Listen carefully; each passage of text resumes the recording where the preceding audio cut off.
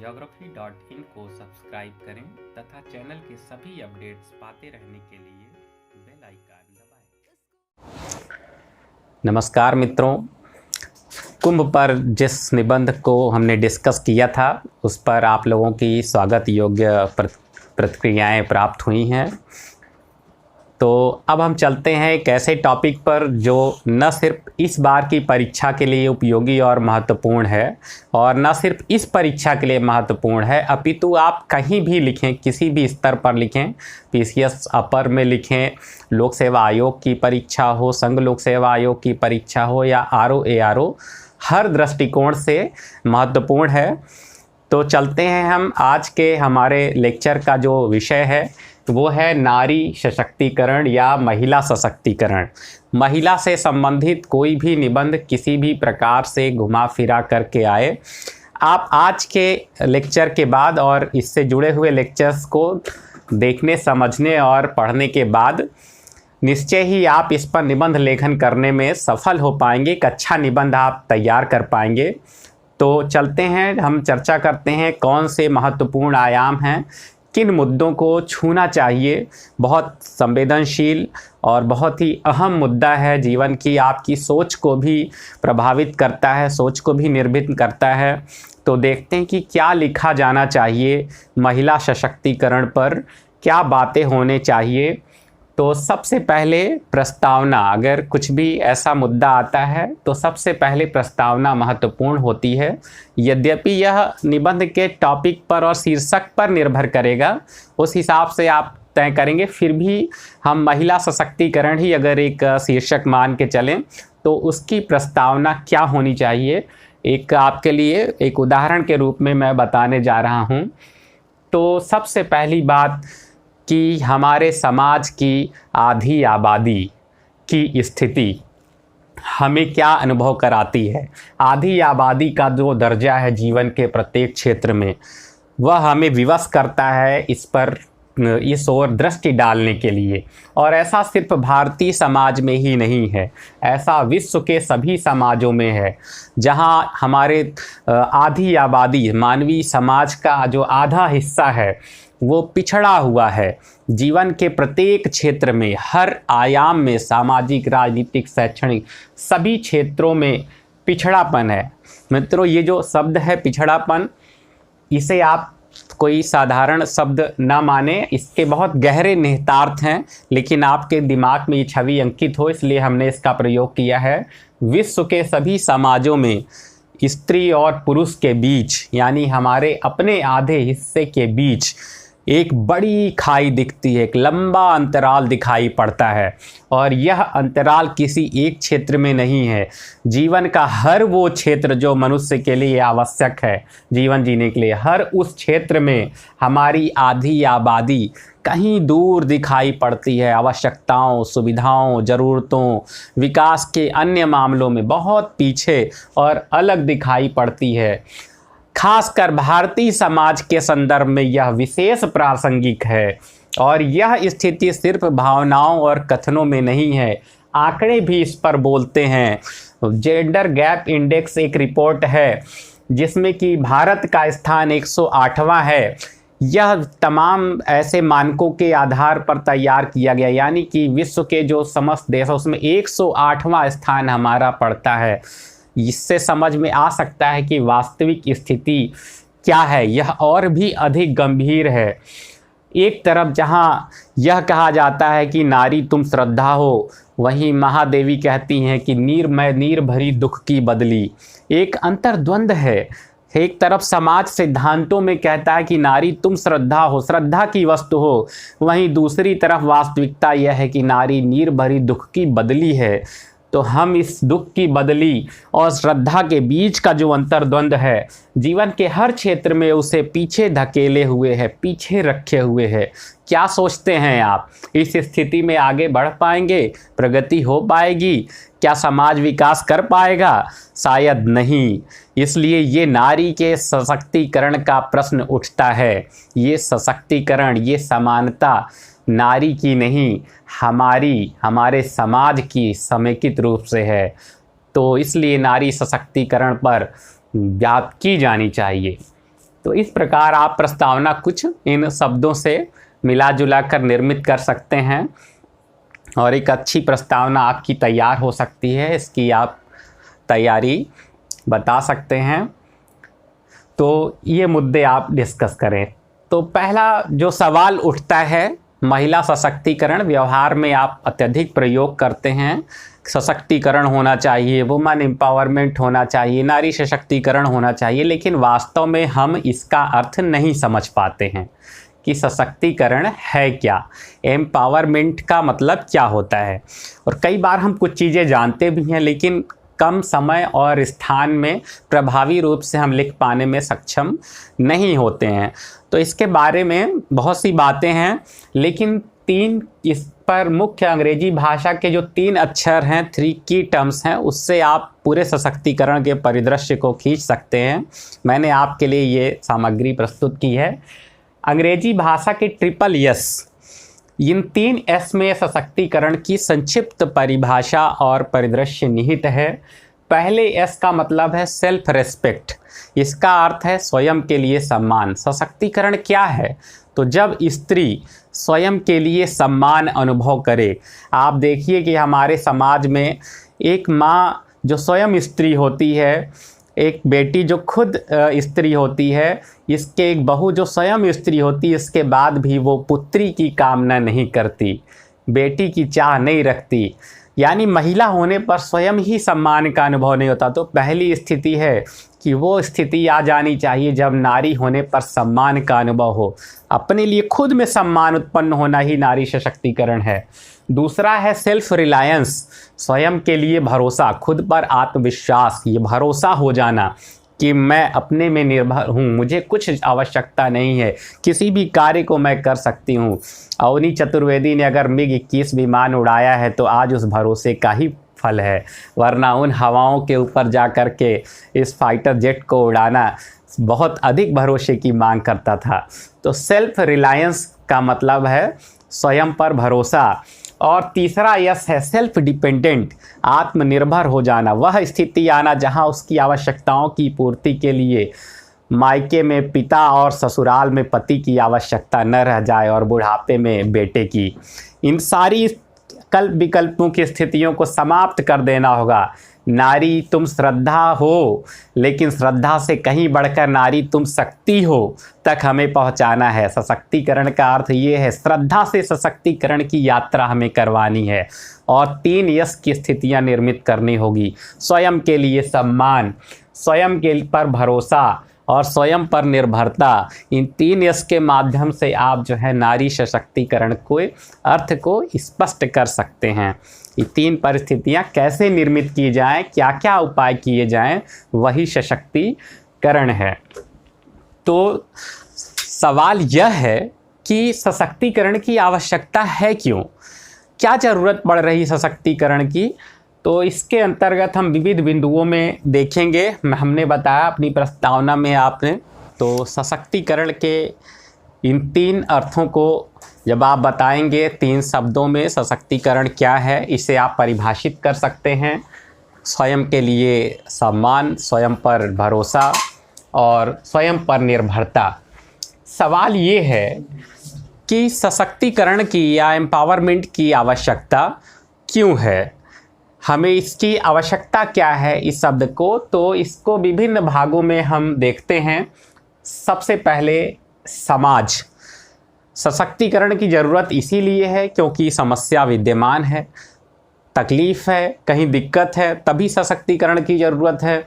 तो सबसे पहले समाज में आप देखें कि आधी आबादी की, हमारे समाज के आधे हिस्से का, जिसे आप माँ, बहन, बेटी के रूप में जानते हैं, जननी जन्मभूमिश्च स्वर्गादपि गरीयसी, जननी और जन्मभूमि का स्थान स्वर्ग से भी बढ़ कर के है, इस मान्यता वाले देश में आखिर उसकी वास्तविक स्थिति क्या है, क्यों हमें सशक्तिकरण की आवश्यकता है।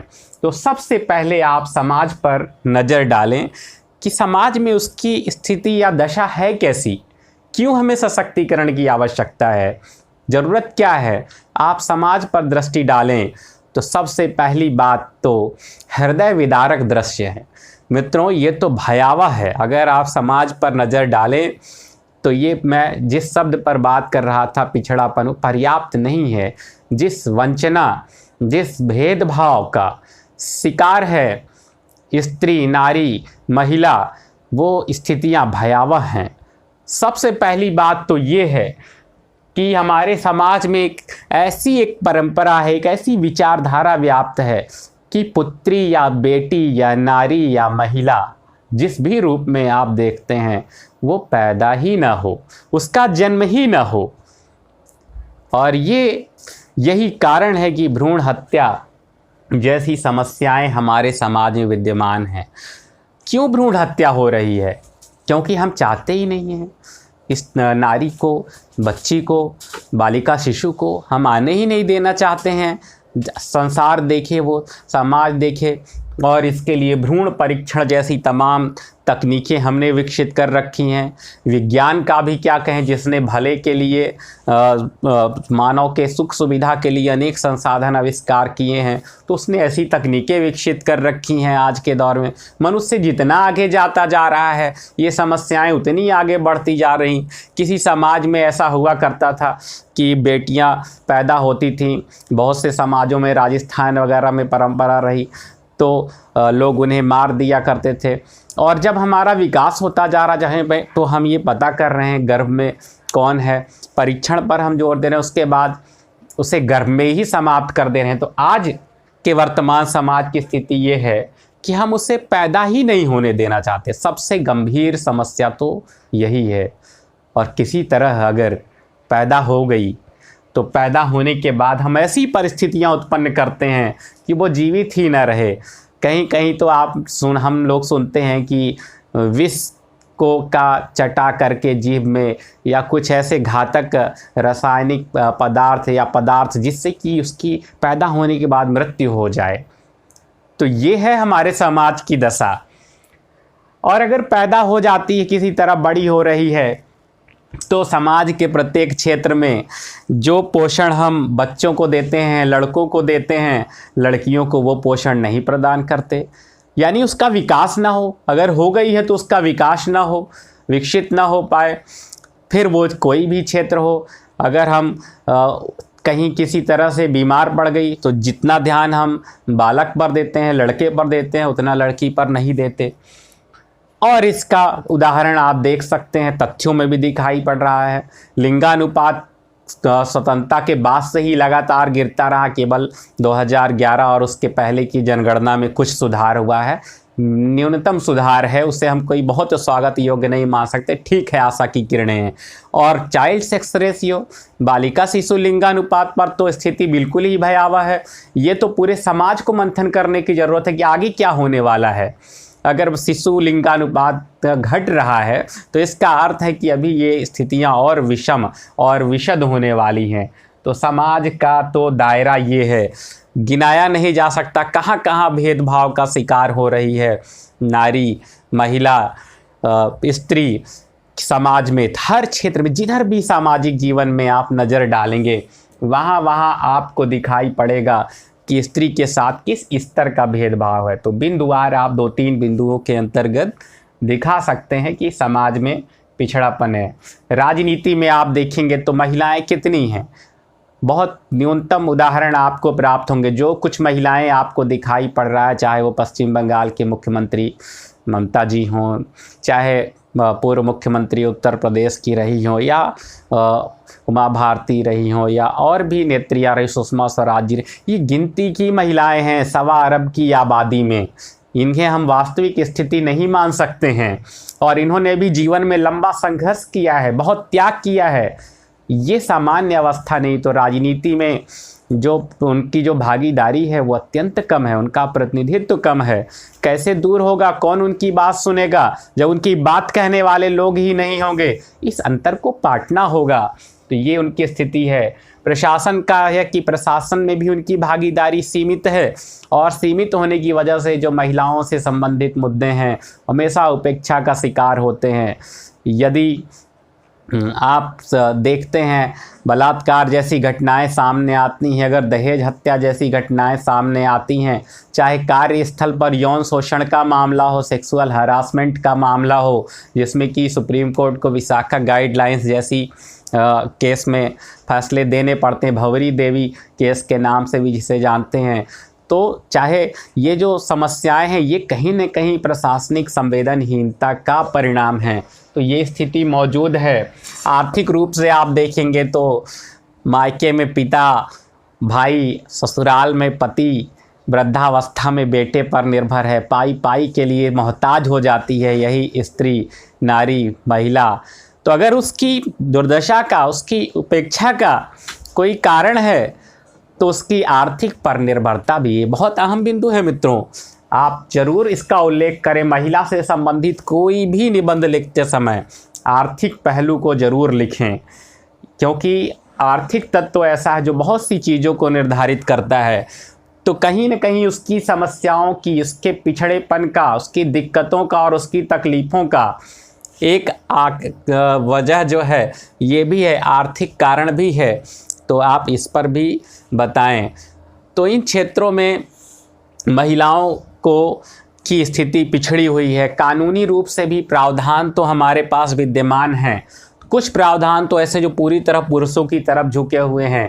अभी हाल ही में एक मुद्दा आया, एडल्ट्री का मुद्दा या व्यभिचार के मुद्दे का, आईपीसी की जो धारा 497 है, वहाँ पर सुप्रीम कोर्ट ने निर्णय दिया और सरकार ने कहा था इसे बनाए रखें क्योंकि इससे वैवाहिक संस्था को खतरा पड़ जाएगा, हो जाएगा। इसमें माना गया था कि स्त्री को ये स्वतंत्रता है, यदि दूसरे से किसी से फिर शारीरिक संबंध या फिजिकल रिलेशन स्थापित करती है तो मतलब यौन चयन उसका अपना अधिकार है इस मामले में। तो बहुत से ऐसे प्रावधान हैं जो पुरुषों की तरफ झुके हुए हैं, जो प्रावधान बनाए भी उनका अनुपालन ठीक से नहीं हो रहा है।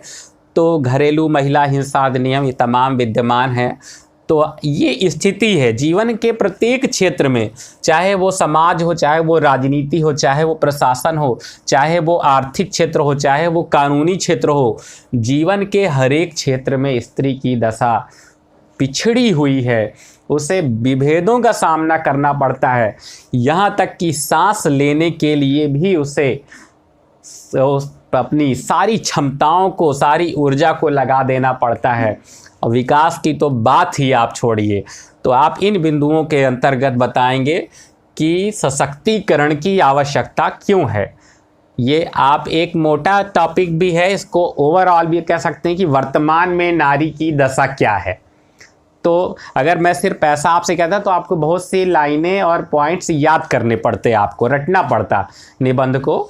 आप ऐसे टुकड़े टुकड़े में बांट लेंगे और अगर एक एक दो दो बातें भी लिखेंगे तो इस परीक्षा में कम से कम आपका निबंध पूरा हो जाएगा। बहुत आपको, आप लोग जो मांग करते रहते हैं लिखित वगैरह की, तो ये समस्या हल हो जाएगी। आपको सिर्फ एक एक बात कहनी, इतने सारे पॉइंट्स में जो मैंने बांट रखा है आयामों में, सिर्फ एक ही वजह है कि आपको ज़्यादा रटने की आवश्यकता ना पड़े। एक एक दो दो बिंदु भी अगर आप लिखेंगे तो आपका निबंध पूरा हो जाएगा। सहमत होंगे आप लोग इस बात से? तो यही है, तो इस पर आप लिखें। अब आप इस बात पर आएँ कि अगर ये दशा है, अगर ऐसी भयावह और विषद स्थिति है समाज में, समाज, राजनीति, प्रशासन, आर्थिक क्षेत्र में, कानूनी क्षेत्रों में, तो उसका कारण क्या है? क्या महिला की इस दशा के पीछे, नारी की इस स्थिति के पीछे क्या कारण मौजूद है? कौन सी वजहें हैं जो आज इन हालातों में पहुंच चुकी है? तो सबसे पहले तो इसे किसी एक बिंदु से आप नहीं समझा सकते। तो सबसे पहले आप अलग अलग आयामों में, जैसे आपने क्षेत्र दिखाए हैं, आसानी हो जाएगी आपको कोरिलेट करने में, वैसे ही आप बताएं कारण। तो सबसे पहले ऐतिहासिक कारण है। ऐतिहासिक रूप से पता नहीं कब इस प्रकृति में, जहाँ हर जगह बराबरी है, प्रत्येक स्पीसीज में, हर जाति में, पशु पक्षियों के में भी स्त्री पुरुष का, नर और मादा का समैक्य बराबरी है, पता नहीं कब और कैसे नारी पराधीन हो गई और पुरुष की संपत्ति हो गई, पुरुषवादी समाज बन गया। बहुत से ऐसे भी समाज हैं पूर्वोत्तर वगैरह में जहाँ महिला प्रधान समाज है ना, मातृ प्रधान समाज है। तो इसका अर्थ यह है कि कोई समय ऐसा रहा होगा जहां नारी और पुरुष की समान भागीदारी रही होगी। बल्कि मित्रों, मैं तो ये भी बताना चाहूँगा कि लोग ऐसा कहते हैं कि मनुष्य को सभ्य बनाने में नारी का योगदान है, क्योंकि नारी की गर्भावस्था संबंधी आवश्यकताओं की वजह से पुरुष ने एक जगह रुकना सीखा होगा। खाना बदोश और यायावर जीवन में एक जगह रुका होगा, और जब रुका होगा तभी उसने चिंतन किया होगा, तभी ये जो आविष्कार हुए आग के स्थायी रूप से फसल बोने का, अनाज अन्न उत्पादन का। जब आप रुकेंगे नहीं तो करेंगे कैसे? तो एक स्थान पर रुका होगा और उसकी निरीक्षण शक्ति होगी। तो ऐसी स्थिति में पता नहीं कब ऐतिहासिक रूप से महिलाएं पराधीन हो गई, उनका दर्जा दोयम दर्जा हो गया, दूसरे दर्जे का हो गया। युद्ध कारण रहे हो सकते हैं, समाजों की सुरक्षा उनका भय कारण हो सकता है, बहुत सी बातें रही होंगी। तो ऐतिहासिक रूप से उनका पिछड़ापन धीरे धीरे विकसित होता चला गया। तो दूसरा आप बताएंगे सांस्कृतिक कारण। भारतीय समाज के जो सांस्कृतिक मान्यताएं हैं, बहुत अच्छा है। अर्धनारीश्वर रूप में ईश्वर का ही चित्रण है। यत्र नार्यस्तु पूज्यन्ते रमन्ते तत्र देवता का हमारे यहाँ उदाहरण रहा है। ऋग्वैदिक काल में स्थिति ये रही है। घोषा, मुक्ता, अपाला, शिक्ता, ये तमाम मनीषी महिलाएं रही हैं जिन्होंने वैदिक ऋचाओं के निर्माण में अपना योगदान दिया है। हाँ, ये उदाहरण रहे हैं ऋग्वैदिक काल से लेकर के, लेकिन उत्तर वैदिक काल तक आते आते स्थितियां बिगड़ गईं। तो वो सांस्कृतिक मान्यताएं निरंतर नारी के पिछड़ेपन में, उसके दूसरे दर्जे का नागरिक होने में, उसकी परिस्थितियों को खराब करने में योगदान देते रहे हैं। पति परमेश्वर है, यानी पति शराबी हो, कुछ भी हो, दुराचारी हो, व्याभिचारी हो, अनैतिक हो, हर हाल में आपको सेवा करनी है पति की। पुरुष प्रधान समाज, वंश को आगे बढ़ाने का दायित्व भी पुत्र पर ही है। बेटा होगा तो आपका वंश चलेगा, एक पीढ़ी से दूसरी पीढ़ी में आपका नाम होगा। अगर पुत्र नहीं होता है तो आपका वंश डूब जाएगा, आपका कोई नाम लेवा नहीं होगा। और हद तो तब है मित्रों, जब अंतिम संस्कार में चिता में मुखाग्नि देने का अधिकार सिर्फ और सिर्फ बेटे को दिया गया। तो कहीं ये हमारी सांस्कृतिक मान्यताओं में शामिल रहा, जिसने कि स्त्री को पीछे करने में अपना योगदान दिया है। मंथन करना होगा, सोचना होगा कि इन सोच को, इस मान्यता को बदलने की आवश्यकता। जब तक ये परिवर्तन नहीं होंगे तब तक समाज में स्त्री को आधी आबादी को दर्जा नहीं दिया जा सकता। तो इस पर आप बताएंगे। राजनीतिक कारणों में मैंने बताया ही कि उनका प्रतिनिधित्व पर्याप्त है। तो जब उनकी कोई आवाज़ उठाने वाला ही नहीं है, उनसे संबंधित मुद्दों पर बात करने वाला ही नहीं है, या है तो ये आवाज़ें दब जाती हैं। महिला आरक्षण बिल की स्थिति आप देख पा रहे हैं। राज्यसभा में यह विधेयक लटका हुआ है और पिछले कई सरकारों से ऐसा हो रहा है। तो संसद और विधानसभाओं में आरक्षण की जो मांग है महिलाओं के प्रतिनिधित्व की, वो पूरी नहीं हो पा रही है। कानूनी कारणों में भी आप देखें, जो मैंने बताया, अभी चर्चा की, आप उसे बता सकते हैं। प्रशासनिक रूप से भी संख्या कम है। एक तो प्रशासन में अगर उपेक्षा है उनकी, या प्रशासनिक ढांचा स्त्रियों के प्रति संवेदनशील नहीं, उसकी वजह एक तो उनकी संख्या अत्यंत सीमित है, और उसकी भी कारण रहे उनकी शिक्षा के अवसर सीमित रहे। महिलाओं की साक्षरता दर अभी भी कम है। महिलाओं की साक्षरता दर और पुरुष की साक्षरता दर के बीच का जो अंतर है वो आप देख सकते हैं। तो वो जो गैप है, हालांकि हमने उसके लिए लक्ष्य निर्धारित किए हैं। तो स्त्रियों की शिक्षा साक्षरता कम है, तो इसकी वजह से प्रशासन में उनकी संख्या और भागीदारी भी कम है, और इस प्रकार पूरा जो ढांचा है वो उनके विपरीत कार्य करता है। महिलाओं की समस्याओं को, मुद्दों को लेकर के संवेदनशील नहीं है। ये जब बलात्कार या इस तरह की घटनाएं, घरेलू हिंसा की घटनाएं, उत्पीड़न की घटनाएं एकदम से समाज में, मीडिया में चर्चा में आ जाती हैं, तब जा कर के कहीं ना कहीं इस पर बात उठती है। और वर्तमान समय में अगर महिलाओं की किसी बात को, महिलाओं को पीछे रखने में, या उनके खिलाफ जो मामले आ रहे हैं या जो घटनाएं बढ़ रही हैं, उसके पीछे कहीं ना कहीं हमारे समाज का जो जनसंचार माध्यम है वो भी उत्तरदायी हैं। यानी कि मीडिया जो है वह भी उत्तरदायी, उसने भी जो नारी की छवि गढ़ी है, इसने भी उन्हें उनके विपरीत या ऐसा वातावरण निर्मित करने में योगदान दिया, जैसे कि स्त्री जो है वो सिर्फ सौंदर्य की, भोग की, वासना की मूर्ति हो, उसकी उत्पादकता पर बहुत ही कम ध्यान दिया गया है। उसकी जो शक्ति है उस पर ध्यान नहीं दिया गया है। वह जो कर सकती है, जो समाज में अपना योगदान दे सकती, उस चीज़ को नहीं उभारा गया है। तो कहीं ना कहीं ये जो मीडिया है, जो संचार के साधन है जनसंचार के, उन्होंने भी इस पर बहुत बड़ा योगदान दिया, उसकी वस्तुवादी, उसकी उपभोगवादी छवि निर्मित की है। तो ये कुछ कारण हैं आप बताएंगे जिनकी वजह से स्त्री को हर क्षेत्र में पिछड़ेपन का, तकलीफ़ों का, दुखों का सहारा लेना पड़ रहा है। तो इसको आप बताएं। तो इस लेक्चर में हम इतना ही रखते हैं। धन्यवाद। एक महत्वपूर्ण सूचना मैं आप लोगों को देना चाहूँगा। पीडीएफ की मांग बहुत सारे लोगों द्वारा की जा रही थी निबंध के, तो हमारे चैनल ने इस पर कार्य किया है। उसके लिए महत्वपूर्ण जानकारी ये है कि आप स्क्रीन पर देख पा रहे होंगे, ये एक नंबर है, मोबाइल नंबर।